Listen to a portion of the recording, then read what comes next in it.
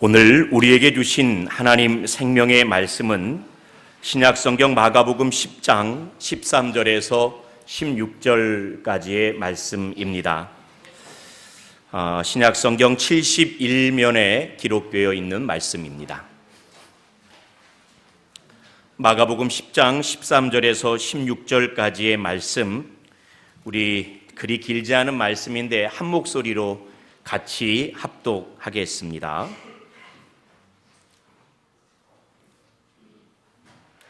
같이 읽습니다. 시작. 사람들이 예수께서 만져주심을 바라고 어린아이들을 데리고 오매 제자들이 꾸짖거늘 예수께서 보시고 노하시어 이르시되 어린아이들이 내게 오는 것을 용납하고 금하지 말라.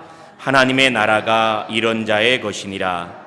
내가 진실로 너희에게 이르노니 누구든지 하나님의 나라를 어린아이와 같이 받들지 않는 자는 결단코 그곳에 들어가지 못하리라 하시고 그 어린 아이들을 안고 그들 위에 안수하시고 축복하시니라. 아멘.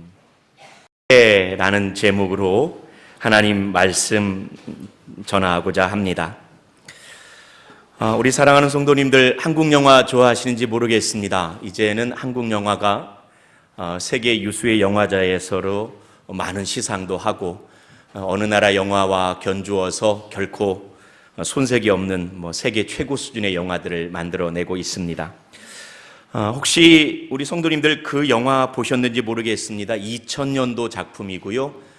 잘 알고 계시죠? 이창동 감독이 감독한 박하사탕이라는 영화입니다. 혹시 보셨는지요?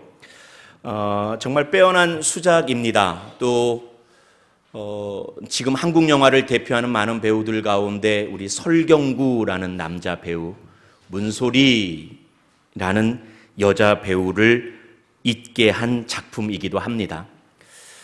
그 영화 보신 분들은 아시겠지만 그 영화는 사실 시간을 거꾸로 거슬러 올라가는, 기억을 되돌려 올라가는 형식의 영화입니다. 그래서 영화의 가장 앞장면이 시간적으로는 제일 뒤 이야기이고 영화의 가장 뒷장면이 시간적으로는 가장 오래된 이야기입니다. 그런데 그 영화의 가장 첫 장면을 우리가 잊지를 못합니다.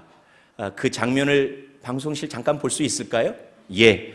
한 30초 정도밖에 되지 않는 분량이니까 불 끄지 않으셔도 될 것 같습니다. 아마 익숙한 장면이고 예배 시간에 보기에는 조금 그렇지만 이해해 주시고 한번 잠깐 감상하실까요?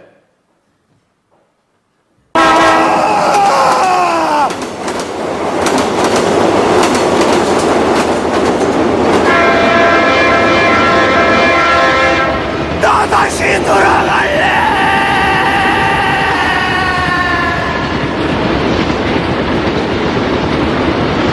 꺼주셔도 되겠습니다. 저 장면입니다. 영화의 처음 장면이죠. 설경구가 기차에 막 뛰어 들어가서 스스로 목숨을 끊으면서 막 두 손을 벌리면서 외치는 겁니다. 나 다시 돌아갈래. 그래서 그 나 다시 돌아갈래가 당시에 굉장히 유명한 회자되었던 명대사가 되기도 했습니다. 영화 내용은 그렇습니다. 한국의 참 안타까운 현대사 아닙니까? 그 현대사를 온몸으로 살아오면서 사회 속에서 개인적으로 많은 상처를 겪었던 설경구라는 인물이 마침내 그 아픔을 견뎌내지 못하고 달려오는 기차에 자기의 몸을 뛰어들면서 나 다시 돌아갈래 외치고 끝납니다. 근데 저 나 다시 돌아갈래라는 그때가 언제였을까? 영화는 이제 거슬러 올라가는 거예요. 그리고 다시 돌아가고 싶은 그때가 언제냐면 20년 전에 첫사랑 문소리, 박하사탕을 공장에서 싸던 그 여인 문소리, 군에 있을 때 박하사탕을 늘 보내주던 그 문소리를 처음 만나던 첫사랑의 시절로 다시 돌아가고 싶은 그 외침과 함께 인생을 저렇게 끝나게 됩니다. 우리에게 굉장히 많은 반향을 가져다 주었던 빼어난 수작이었습니다. 그런데 이 영화 보면서 많은 사람들은 생각합니다. 내가 다시 돌아갈 수만 있다면, 타임머신이란 게 있어서 인생의 어느 때로 다시 돌아갈 수만 있다면 어느 때로 돌아갈까 생각들을 많이 했습니다. 우리 성도님들 어떠세요? 우리 강명옥 집사님, 만약에 인생에서 다시 돌아갈 수만 있다면 어느 때로 돌아가고 싶습니까? 할렐루야. 아우야. 지금이 가장 좋은 시대입니다. 참, 예. 은정숙 성도님, 우리 세 가족으로 열심히 교회를 섬겨주셔서 감사합니다. 만약에 다시 돌아갈 수만 있다면 어느 때로 돌아가고 싶으세요?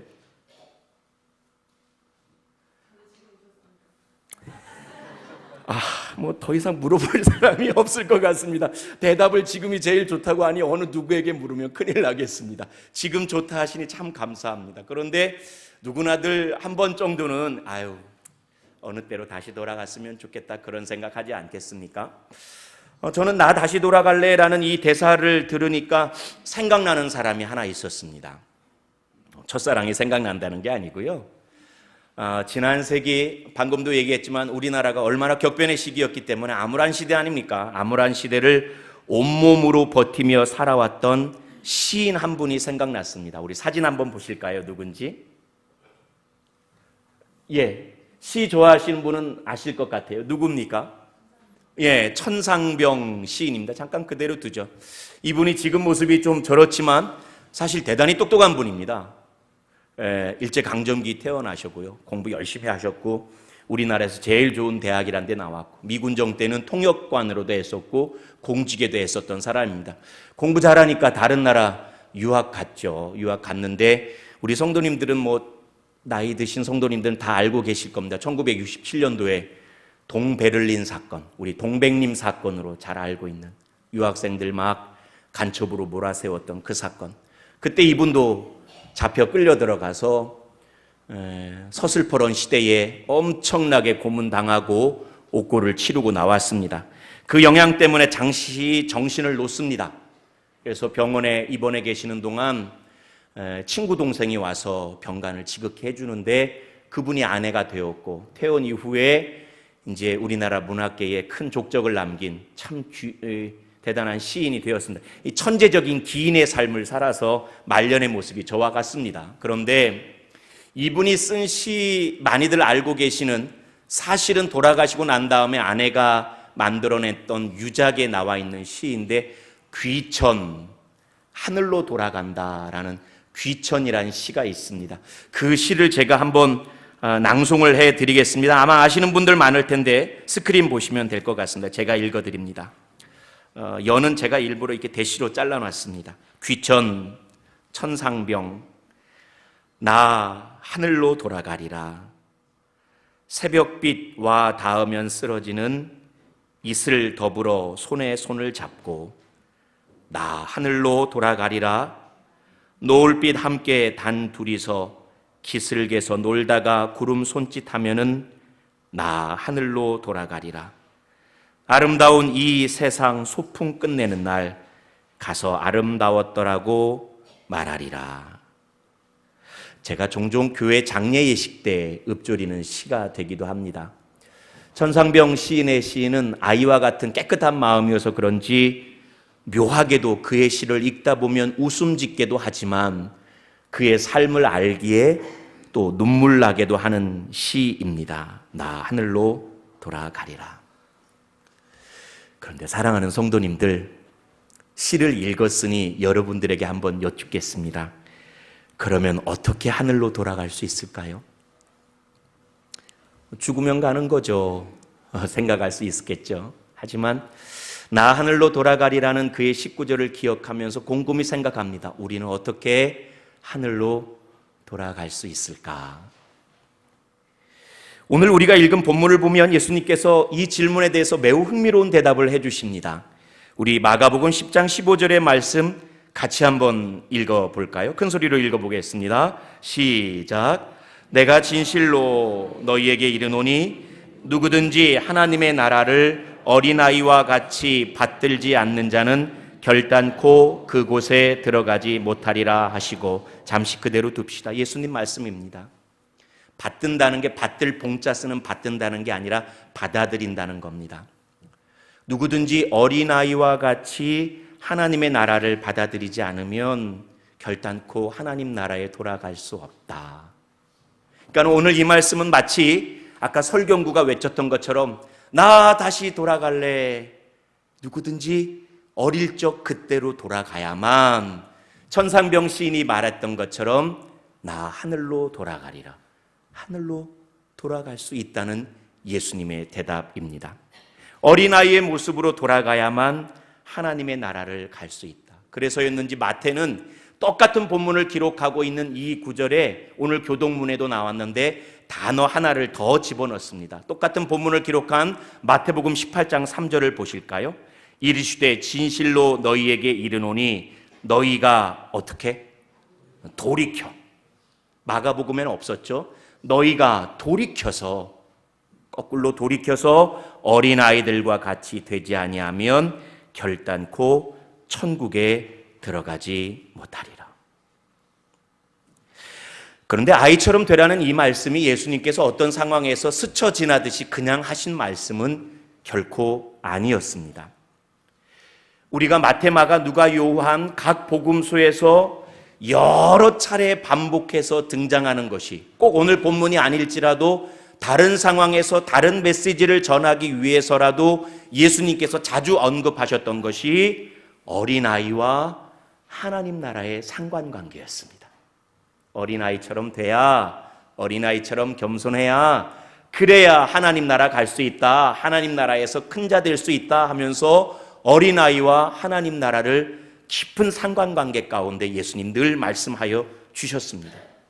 또한 오늘 우리가 읽었던 마가복음에서는 이 사실을 더더욱 강조하기 위해서 예수님의 제자들과 예수님 사이에 첨예한 긴장이 발생하고 있는 것을 본문을 통해서 보여줍니다. 한번 살펴보시겠어요? 마가복음 10장 13절 이렇게 기록되어 있습니다. 사람들이 예수께서 만져주심을 바라고 어린아이들을 데리고 오매, 그 다음 뭐라고요? 제자들이 꾸짖건을, 제자들이 화를 득달같이 냈어요. 그러자 14절 말씀 보실까요? 예수께서 보시고 어떻게 하셨다고요? 노하셨어요. 예수님도 화를 내셨어요. 예수님도 노하셔 이르시되 어린아이들 내게 오는 것 용납하고 금하지 말라. 그러니까 아이들이 오고 있다라는 하나의 현상을 두고 제자들도 화를 내고 있고 예수님도 똑같이 화를 내고 있어요. 아이들이 오는 것 때문에 제자들은 화를 내고 있고 예수님은 아이들이 오는 것을 막고 있는 것 때문에 예수님 화내고 있어요. 이처럼 아이들이 온다, 아이들이 왔다라는 문제는 그저 사소한 문제가 아니라 예수님께서는 굉장히 중요하게 다루고 있었던 문제인 것 같아요. 그래서였는지 오늘 16절 말씀 보면 원래 13절에서 사람들이 예수님이 만져주시기를 바라고만 왔지만 예수님은 온 아이들을 일부러 안아주시고 축복해 주시고 안수해 주셨다고 이야기의 결말을 맺습니다. 왜 이러셨을까요? 왜 예수님에게는 아이와 같이 되는 것이 중요한 문제였을까요? 아까 언급한 것처럼 아이처럼 된다는 건 단순히 윤리적이고 심미적인 차원의 이야기가 아니라 최소한 예수님이 말씀하여 주시는 아이처럼 된다는 것은 설경구의 외침 나 다시 돌아갈래 라는 그 아이적으로 돌아가는 그 외침은 천상병 시인의 시 나 하늘로 돌아가리라 하나님 나라 갈 수 있는 길이었기 때문입니다. 아이처럼 된다는 것이 그저 순진무구함, 순전한 마음, 순수의 시절로 돌아가자라는 얘기가 아니라 아이처럼 되어야만 하늘나라를 갈 수 있다는 구원의 이야기이고 진리의 이야기였기 때문에 예수님에게는 아이처럼 된다는 것이 이처럼 중요했어요. 그러면 성도님들에게 또 하나 물읍시다. 아이처럼 된다는 건 또 무슨 말일까요? 아이처럼 된다. 우린 이런 생각합니다. 성경은 아이처럼 된다는 걸 다 좋게만 말할 것 같지만 사실 그렇지 않아요. 성경도 보면 아이처럼 된다는 것을 부정적으로 쓸 때가 제법 많이 있습니다. 예컨대 엘리사 선지자가 갈 때 아이들이 엘리사가 대머리래요, 대머리래요 약 올리니까 하나님 그 현장에서 암곰 2마리를 등장시켜서 아이들 42를 찢어 죽였어요. 끔찍한 사고입니다. 사도 바울은 그의 서신서를 통해서 굉장히 자주 반복하는 것이 어릴 적으로 돌아가지 말라, 어릴 적으로 돌아가지 말라. 예수님 말씀에 반대 이야기를 많이 하세요. 그러니까 성경에서는 이처럼 아이들이라는 것을 무지함, 무용함의 가장 상징적인 표현으로 아이들을 빗대어 이야기도 합니다. 하지만 놀랍게도 복음서에는 마태, 마가, 누가, 요한복음 예수님의 말씀 가운데는 아이들을 부정적으로 사용하신 적이 한 번도 없어요. 예수님은 처음부터 끝까지 변함없이 아이들을 사랑하셨던 예수님으로 기록되어져 있습니다. 그러면 예수님이 말씀하시는 하나님 나라로 돌아가기 위한 아이처럼 된다는 것은 무엇을 말할까? 많은 해석들이 있습니다. 잠깐만 살펴보면 이 사회학적으로 성경을 보기 좋아하시는 분들은 아이들이 약자잖아요. 힘이 없는 약자니까 예수님께서는 하나님의 나라를 약자의 손에 주셨다라고 그렇게 계층론적으로 해석하기도 해요. 심리적으로 성경을 해석하기 좋아하는 사람들은 아이들의 천진난만함, 아이들의 순지무구함을 많이 이야기도 합니다. 많은 목사님들은 신앙적으로 이 부분을 해석해서 아이들은 홀로이 설 수가 없잖아요. 의지해야 되잖아요. 그래서 권위자에게 의지하고 순종하는 것이 아이들의 모습이라 말씀하면서 하나님의 권위에 의지하고 하나님의 권위에 순종하는 사람이 아이 같은 사람이다라고 말하기도 합니다. 사실 신약 성서를 열심히 공부하는 성서 신학자들은 아이가 나오는 많은 문맥들이 아이의 겸손함을 주목시키는 거 말하면서 아이는 겸손함의 상징이라고 말하기도 합니다. 그런데 성도님들, 어느 것이 옳고 어느 것이 그르거나 어느 것이 중요하고 어느 것이 사소한 건 아닌 것 같아요. 모든 걸 다 아울러서 아이 같은 것 같아요. 맞습니다. 아이는 약합니다. 약하기에 독립적일 수 없어서 늘 의지하고 순종합니다. 누군가를 의지하고 순종한다는 것은 겸손함과 다른 말이 아닙니다. 아이의 겸손함은 위선되지 않습니다. 순전합니다. 그래서 아이처럼 약하지만 하나님만을 의지하고 순종하며 겸손한 삶을 순전하게 살아가는 것, 이게 아이 같은 모습이고 그러한 모습으로 살아가는 사람들에게 하나님 나라가 가깝다는 것, 어느 것 하나 빼놓지 아니할 중요한 그리스도인의 성품인 것 같아요. 그런데 이번에 어린이 주일 설교 준비하면서 이 말씀 깊이 묵상하다가 제가 또 다른 사실을 발견하면서 크게 마음에 도전이 온 것이 있었어요. 그게 뭐냐면 다시 한번 15절 말씀 읽어봅시다. 15절 같이 한번 읽어볼까요? 시작. 내가 진실로 너희에게 이르노니 누구든지 하나님의 나라를 어린아이와 같이 받들지 않는 자는 결단코 그곳에 들어가지 못하리라 하시고, 잠깐 그대로 좀 둡시다. 오랫동안 좀 둡시다. 우리가 이 말씀 받을 때는 늘 우리의 시선은 어디를 주목하게 되냐면 어린아이라는 말에 주목해요. 그래서 어린아이의 성품, 그것이 우리의 영적인 성품이 되기를 원하는 마음으로 이 말씀을 묵상하는데 갑자기 제 시선이 어린아이보다 그 앞에 멈춰섰어요. 내가 진실로 너희에게 이르노니 누구든지 무엇을? 하나님의 나라를 어린아이와 같이 받들지 않는 자는. 하나님의 나라에 제 마음이 더 쏟아졌습니다. 근데 이거 한번 생각해 보십시오.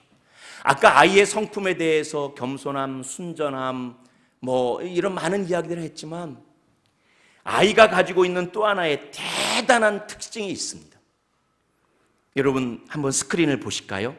제가 이렇게 써놨습니다. 어린아이는 마음이 나뉘지 않고 전념한다. 생각이 하나란 얘기예요. 마음이 하나란 얘기예요. 이거 알 수 있는 방법이 있습니다. 저는 주일학교 아이들하고 꽤 친한 법이고요. 아이들이 제 말을 잘 들어주는데 지난주 몇 주 전인가 수인이가 열심히 유튜브에서 놀고 있는데 요만한 장난감 갖고 놀고 있더라고요. 그래서 저는 얼마나 개구져요. 수인아!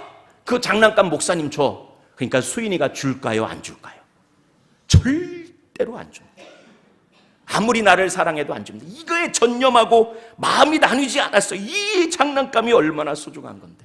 근데 제가 수인이에게 그 장난감을 빼앗을 수가 있었어요. 어떻게 빼앗았을까요? 저기 가서 더 큰 장난감 가져왔어요. 수인아, 이거 가질래? 수인이가 뭐라고 했을까요? 네! 하면서 어떻게 했을까요? 갖고 있는 장난감 휙. 그리고 한동안 그 장난감에 말을 걸어도 모르고, 아이는 하나를 가지면 그 하나에 집중하고 그 하나에 만족합니다. 이전 것은 까마득하게 잊어버립니다. 그게 아이의 생각이 나뉘지 않고 아이의 마음이 나뉘지 않고 전념한다는 겁니다. 무슨 말씀이냐면,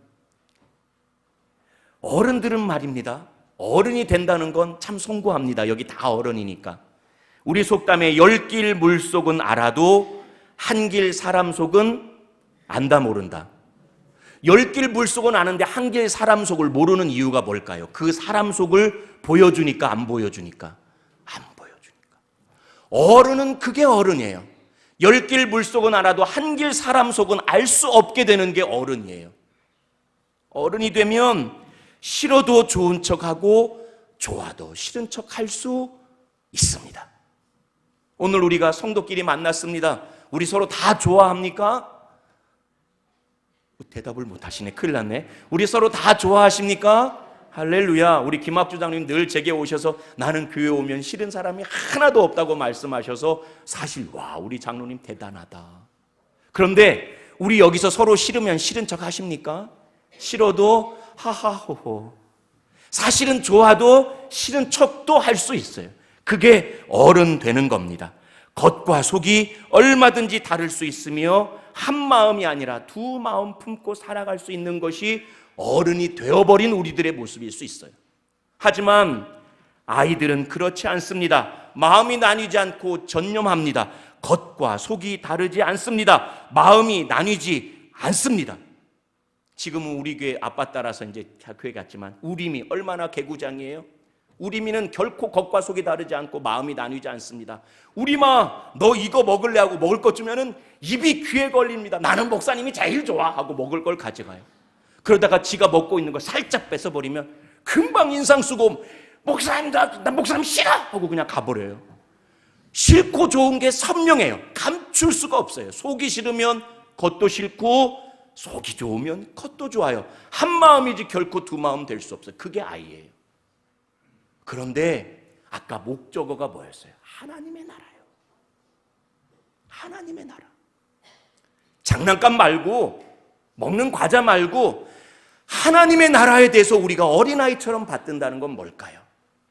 아까 많은 어린아이의 성품도 있었지만 제가 이번 어린이 주일에 깨달았던 건 뭐냐면, 맞다. 하나님의 나라를 우리가 어린아이처럼 받든다는 건 하나님의 나라 앞에서 우리가 나뉘지 않는 거예요. 여기서 우리가 예배드리고 있는 사랑하는 성도 여러분들, 연휴인데도 이렇게 나와서 예배하는 이유는 하나님의 나라를 모르지 않기 때문에 나오지 않으셨어요. 다 하나님의 나라를 아시는 성도님인데 때로 우리의 삶이 하나님의 나라를 받아들였으면서도 불구하고 하나님 나라 아닌 것에 마음을 둘 때도 많고, 하나님 나라를 받아들였음에도 불구하고 하나님 나라에 합당하지 않는 삶을 살아가기도 하더라라는 얘기예요. 이게 신앙이 있는 어른인 우리의 모습일 수 있더라라는 얘기예요. 하지만 어린아이는 하나님의 나라를 받아들였으면 전념하여 마음이 나뉘지 않고 생각이 나뉘지 않고 하나님의 나라만을 생각하고 하나님의 나라만을 바라보고 하나님의 나라만을 소망하며 하나님의 나라 사람답게 살아가더라라는 이야기입니다.